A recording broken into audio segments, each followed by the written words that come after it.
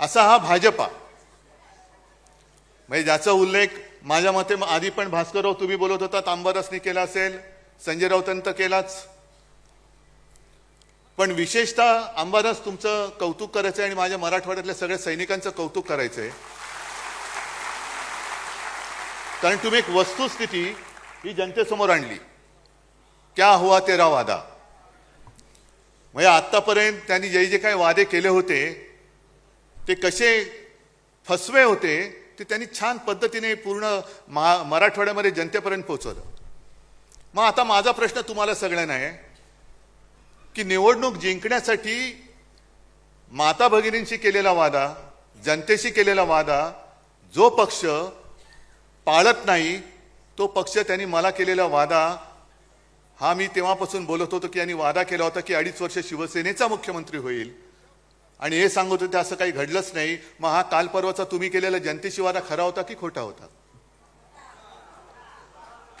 म्हणजे यांची वृत्ती कळते, यांची वृत्ती कळते. आणि तसं जर का बघितलं तर बोलायचं कशावर हेच कळत नाही. कारण यांचं सरकार आल्यानंतर जी काही पनवती लागलेली आहे, केंद्रामध्ये सरकार आल्यानंतर सगळी कामांची वाट लागलेली आहे.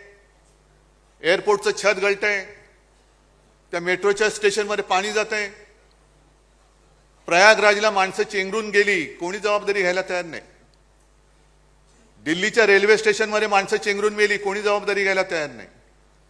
काल परवाकडे विमान अपघातात गेली, कोणी घ्यायला तयार नाही. रेल्वे अपघातात गेली, कोणी घ्यायला जबाबदारी तयार नाहीये. म्हणजेच काय की तसा जर का आपण गांभीर्याने विचार केला तर आज आपल्या देशाला पंतप्रधानांची गरज आहे. आज देशाला पंतप्रधान कुठे आहे? भाजपला आहे. देशाला कुठे आहे? देशाला गृहमंत्र्याची गरज आहे, घरफोडे अमित शहाची नाही. देशाला संरक्षण मंत्र्यांची गरज आहे, गुंडांना संरक्षण देणाऱ्या देवेंद्र आणि राजनाथ सिंगांची नाही. तुम्ही देशाचे संरक्षण मंत्री आहात का गुंडांचे संरक्षण मंत्री आहात?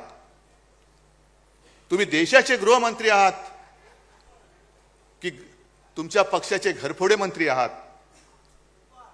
आणि मोदीजींना सुद्धा मला विचारायचंय,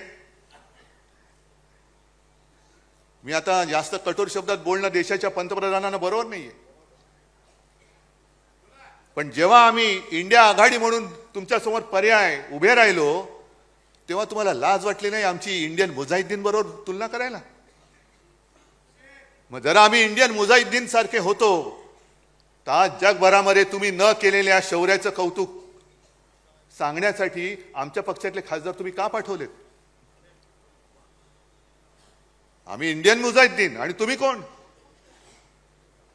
म्हणजे तुम्ही जगभर फिरलात पण या कठीण काळामध्ये एक मित्र तुमच्या सोबत उभा राहिला नाही जो माझ्या देशाच्या बाजूने उभा राहील. आम्ही राहिलो तुमच्या सोबत.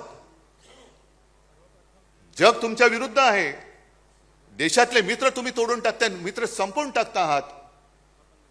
आमची तुलना तुम्ही देशद्रोह्यांबरोबर करता आहात.